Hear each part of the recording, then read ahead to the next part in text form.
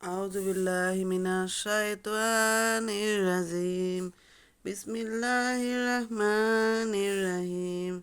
সূৰা আল হুমাজা, সূৰা number 104, মুঠ আয়াত 9, মক্কাত অৱতীৰ্ণ, মুঠ ৰুকু 1। এনে প্ৰত্যেক আউযুবিল্লাহি মিনাশ শাইতানিৰ ৰাজিম, বিসমিল্লাহিৰ ৰহমানিৰ ৰহিম। এনে প্ৰত্যেক মানুহৰ বাবে ধ্বংস নিশ্চিত, যিজনে আনৰ দুখ খুচৰে আৰু পৰনিন্দা কৰে, যিজনে ধন সম্পত্তি জমা কৰে আৰু বাৰে বাৰে গণি থাকে। সি ধাৰণা কৰে যে ধন সম্পত্তিয়ে তাক অমৰ কৰি ৰাখিব, কেতিয়াও হ'ব নোৱাৰে। সেই ব্যক্তিক চূৰ্ণ বিচূৰ্ণকাৰী স্থানত নিক্ষিপ্ত কৰা হ'ব। তুমি জানানে সেই চূৰ্ণ বিচূৰ্ণকাৰী স্থান দুখৰ কি?